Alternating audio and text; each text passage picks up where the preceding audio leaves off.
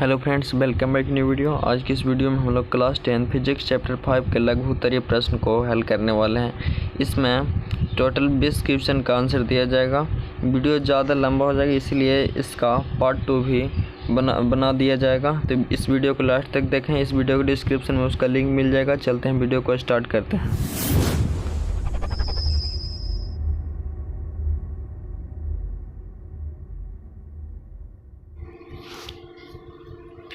आज हम लोग चैप्टर 5 के लघु उत्तरीय प्रश्न को हल करेंगे। चैप्टर 5 का शुरू करते हैं। पहला क्वेश्चन हमारा चुंबकीय पदार्थ और अचुंबकीय पदार्थ में क्या अंतर है। पदार्थ क्या है, नहीं यहाँ पे बोल रहा है चुंबकीय पदार्थ और अचुंबकीय पदार्थ क्या है।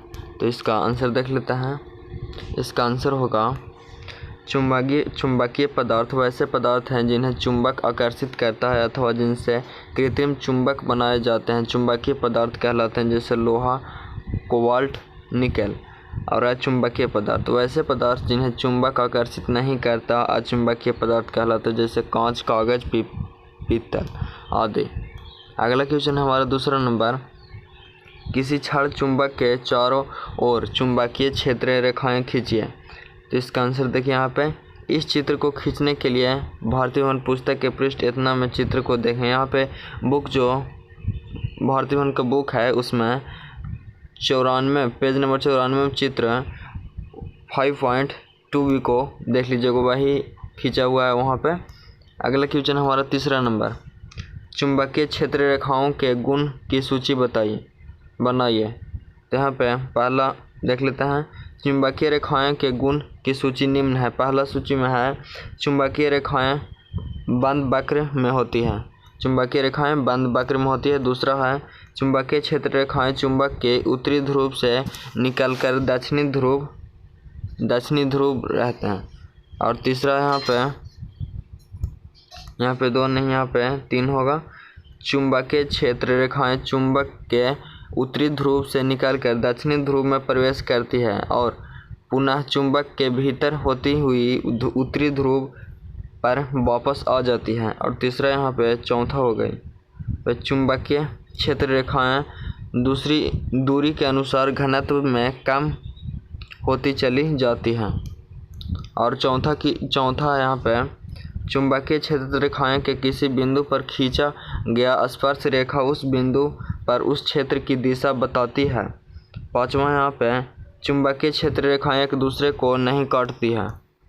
और पांचवा यहाँ पे छठा यहाँ पे चुंबकीय क्षेत्र रेखाएं जिस स्थान पर जितनी होती है वहाँ चुंबकीय क्षेत्र अधिक प्रबल होता है। चुंबक के ध्रुव के निकट चुंबकीय क्षेत्र प्रबल होता है। अगला क्वेश्चन है चौथा नंबर, 2 चुंबकीय क्षेत्र रेखाएं एक दूसरे को प्रतिच्छेद क्यों नहीं करती है।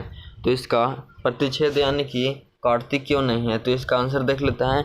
इसका आंसर होगा 2 चुंबकीय क्षेत्र रेखाएं एक दूसरे को प्रतिच्छेद नहीं करती है। यदि वो एक दूसरे को प्रतिच्छेद करती तो प्रतिच्छेद बिंदु पर 2 स्पर्श रेखाएं खींचना संभव होता है, यानी कि उस बिंदु पर चुंबकीय क्षेत्र 2 दिशाएं होती, जो संभव नहीं है, इसीलिए वो एक दूसरे को नहीं काटती हैं। अगला क्वेश्चन है 5वां नंबर, एक समान चुंबकीय क्षेत्र को निरूपित करने वाली चुंबकीय क्षेत्र रेखाएं कैसी होती हैं। तो यहाँ पे चुंबकीय क्षेत्र रेखाएं समांतर और एक दूसरे से बराबर पर होती हैं। कैसी होती है, तो चुंबकीय क्षेत्र रेखाएं समांतर और एक दूसरे से बराबर दूरी पर होती है। अगला क्वेश्चन है 6ठा नंबर, सीधी धारा के कारण उत्पन्न चुंबकीय क्षेत्र रेखाएं कैसी होती है। यहाँ पे इसका आंसर होगा चुंबकीय क्षेत्र रेखाएं संकेंद्रीय वृत्त के प्रारूप में होता है। अगला क्वेश्चन है 7वां नंबर, मेज के तल पर पड़े तार के वृत्ताकार पास में दक्षिणावर्त विद्युत धारा प्रवाहित हो रही है। दक्षिण हस्त अंगूठा नियम को लागू करके पास के भीतर या बाहर चुंबकीय क्षेत्र की दिशा ज्ञात कीजिए। तो इसका आंसर देख लेते हैं। इसका आंसर यहाँ पे होगा, जब तार का एक गोलाकार लूप टेबल के नीचे होता है तो लूप के अंदर चुंबकीय क्षेत्र नीचे की ओर फर्श पर लंबवत होगा। पारा के बाहर चुंबकीय क्षेत्र लंबवत नीचे से ऊपर की ओर होगा। अगला क्वेश्चन है 8वां नंबर, मैक्सवेल के दक्षिण हस्त नियम लिखें। मैक्सवेल के दक्षिण हस्त नियम लिखें। तो यहाँ पे इसका आंसर देख लेते हैं। मैक्सवेल के दक्षिण हस्त नियम: यदि धारावाही तार को दाएं हाथ की मुट्ठी में इस प्रकार पकड़ा जाए कि अंगूठा धारा की दिशा को संकेत करता हो, तो हाथ की अन्य अंगुलियां चुंबकीय क्षेत्र की दिशा व्यक्त करेगी। अगला क्वेश्चन है 9वां नंबर। परिनालिका चुंबक के भांति कैसे व्यवहार करती है? परिनालिका चुंबक की भांति कैसे व्यवहार करती है? क्या आप किसी क्षण चुंबक की सहायता से किसी विद्युत धारावाही परिनालिका के उत्तर ध्रुव तथा दक्षिणी ध्रुव की निर्धारण कर सकते हैं? तो इसका आंसर देख लेते हैं। इसका आंसर होगा, जब परिनालिका में विद्युत धारा प्रवाहित की जाती है तब परिनालिका के भीतर तथा उसके आसपास चुंबकीय क्षेत्र उत्पन्न होता है। धारावाही परिनालिका एक क्षण चुंबक के समान व्यवहार करता है। परिनालिका का एक सिरा उत्तर ध्रुव तथा दूसरा सिरा दक्षिण ध्रुव जो हो जाता है। इसका पता हम मैक्सवेल के दक्षिण हस्त नियम से कर सकते हैं। यदि परिनालिका को दक्षिण हाथ से इस प्रकार पकड़ा जाए कि उंगलियां धारा की दिशा में हो, तो अंगूठा की दिशा चुंबकीय क्षेत्र की दिशा होगा और यही उत्तरी ध्रुव जैसा काम करेगा और अंगूठा के उल्टा दिशा में दक्षिणी ध्रुव होगा। अगला क्वेश्चन है 10वां नंबर। 10वां नंबर क्वेश्चन, विद्युत चुंबक और अस्थायी चुंबक में क्या अंतर है? तो इसका आंसर देख लेते हैं। इसका आंसर होगा विद्युत चुंबक। पहला विद्युत चुंबक वैसा चुंबक जिसमें चुंबक तो उतने ही समय तक विद्यमान रहता है जितने समय तक परिनालिका में विद्युत धारा प्रवाहित होती रहती है। इसको बनाने के लिए सामान्यतः नरम लोहे का उपयोग किया जाता है। इसको गर्म करके इसको गर्म करने से इसका चुंबक नष्ट नहीं होता है। इसका चुंबक का आकर्षण बल ज़्यादा नहीं होता है। और यहाँ पर अस्थायी चुंबक देख लेते हैं। वैसा चुंबक जिसका चुंबक तो शीघ्र नष्ट नहीं होता, अस्थायी चुंबक अस्थायी होता है। इसको बनाने के लिए इस्पात के उपयोग किया जाता है। इसको गर्म करने से इसका चुंबक तो नष्ट हो जाता है। इसका चुंबक का आकर्षण बल बहुत ज़्यादा नहीं होता है। अगला क्वेश्चन 11 नंबर। विद्युत चुंबक में नरम लोहे क्रोड का इस्तेमाल क्यों होता है? तो इसका आंसर लिखते हैं, क्योंकि नरम लोहे को आसानी से चुंबकित और अचुंबकित किया जाता है तथा इसका चुंबकत्व भी अधिक होता है। अगला क्वेश्चन है 12 नंबर। फ्लोमिंग का वाम हस्त नियम लिखें और समझाएं। इसका आंसर देख लेते हैं। फ्लोमिंग का वाम हस्त नियम: यदि हम अपने बाएं हाथ की 3 अंगुलियों मध्यता, तर्जनी और अंगूठे को स्पर्श लंबवत फैलाएं और यदि तर्जनी चुंबकीय क्षेत्र की दिशा तथा मध्य धारा की दिशा को दर्शाता है, तब अंगूठा धारावाही चालक पर लगे बल की दिशा को व्यक्त करता है। उदाहरण के लिए, यदि एक ऊपर की ओर खड़े तार में धारा ऊपर की ओर प्रवाहित की जाए और चुंबकीय क्षेत्र पूर्व से पश्चिम की ओर हो, तो फ्लोमिंग के वाम हस्त नियम में बाएं हाथ की मध्यता को धारा की दिशा में अर्थात ऊपर की ओर तथा तर्जनी को चुंबकीय क्षेत्र की दिशा में अर्थात पश्चिम की ओर करने पर हम पाते हैं कि अंगूठा दक्षिण की ओर इंगित करता है, अतः चालक पर बल की दिशा दक्षिण की होगी। अगला क्वेश्चन है 13 नंबर। मान लीजिए कि आप किसी कमरे में अपनी पीठ को किसी दीवार पर लगाकर बैठे हैं। कोई इलेक्ट्रॉन पुंज आपके पीछे की दीवार के सामने वाली दीवार की ओर क्षैतिज गमन करते हुए किसी प्रबल चुंबकीय क्षेत्र द्वारा आपके दाईं ओर विक्षेपित हो जाता है। चुंबकीय क्षेत्र की दिशा क्या है? इसका आंसर देख लेते हैं। चुंबकीय क्षेत्र की दिशा ऊर्ध्वाधर नीचे की ओर है। अगला क्वेश्चन है 14 नंबर। कोई विद्युत रोधी तांबे की तार की कुंडली किसी गैल्वेनोमीटर के संयोज्य है।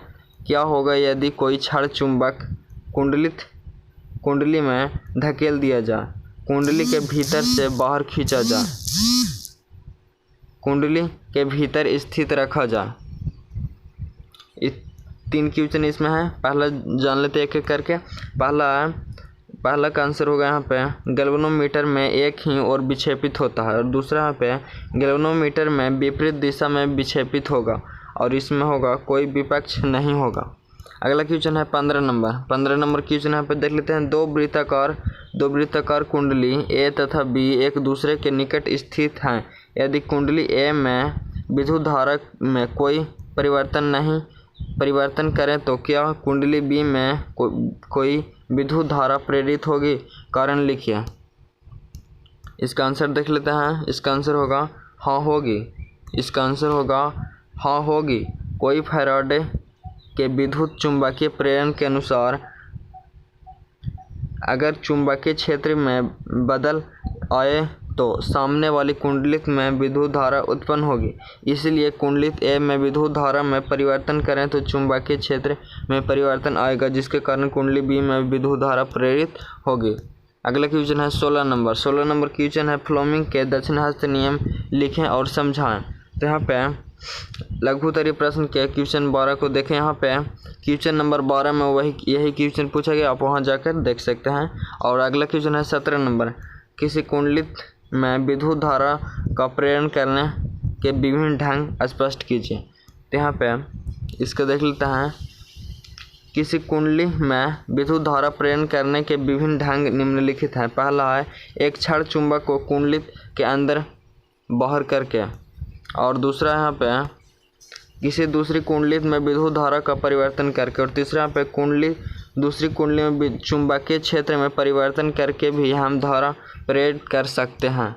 अगला क्वेश्चन है 18 नंबर, विद्युत मोटर में विभक्त वॉयल की क्या भूमिका है? तो इसका आंसर देख लेते हैं। यदि दिक्परिवर्तक कार्य करता है, यानी वे प्रेरित धारा की दिशा को बदलने का कार्य करता है। अगला क्वेश्चन है 19 नंबर, दिष्ट धारा और प्रत्यावर्ती धारा में अंतर स्पष्ट करें। तो यहाँ पे दिष्ट धारा पहला हो जाएगा। एक ही दिशा में विद्युत धारा के स्थायी को प्रवाह दिष्ट धारा कहते हैं। इसमें धारा की दिशा एक ही रहती है और धारा की मान परिमाण भी एक ही रहता है। ये ज़्यादा पावर की हानि करता है, इसका उत्पादन बहुत महंगा पड़ता है। यहाँ पे प्रत्यावर्ती धारा दूसरा क्या है? तो यहाँ पे दूसरा है प्रत्यावर्ती धारा। तो प्रत्यावर्ती धारा देख लेते हैं। ऐसी विद्युत धारा जिसका परिणाम और दिशा समय के घटता बढ़ता है, उसे प्रत्यावर्ती धारा कहते हैं।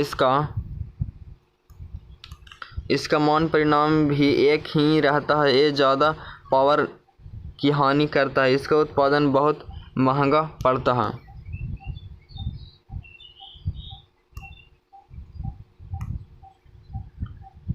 अगला क्वेश्चन देख लेते हैं। अगला क्वेश्चन है 20 नंबर क्वेश्चन है, निम्नलिखित की दिशा को निर्धारित करने वाले के नियम लिखें। निम्नलिखित के दिशा को निर्धारित करने वाले नियम को लिखें। पहले यहाँ पे किसी विद्युत धारावाही सीधे चालक के चारों ओर उत्पन्न चुंबकीय क्षेत्र, और दूसरा यहाँ पे किसी चुंबकीय क्षेत्र में क्षेत्र के लंबवत स्थित विद्युत धारावाही सीधे चालक पर आरोपित बल, तथा यहाँ पे तीसरा है किसी चुंबकीय क्षेत्र में किसी कुंडलित घूर्णन करने पर उस कुंडलित में उत्पन्न प्रेरित विद्युत धारा। तो इसका आंसर देख लेते हैं एक करके। यहाँ पे पहला मैक्सवेल के दक्षिणाहस्त नियम पहला में लागू हो रहा है, दूसरे में फ्लेमिंग के वामहस्त नियम, और तीसरे में फ्लेमिंग के दक्षिणाहस्त नियम। आज की इस वीडियो में बस इतना। आज की इस वीडियो में हम लोगों ने लघुत्तरीय प्रश्न चैप्टर 5 के 20 क्वेश्चन किए। इसका नेक्स्ट पार्ट जल्द ही आएगा। मिलते हैं अगले वीडियो में इसके नेक्स्ट पार्ट में। तब तक के लिए जय हिंद। बंद।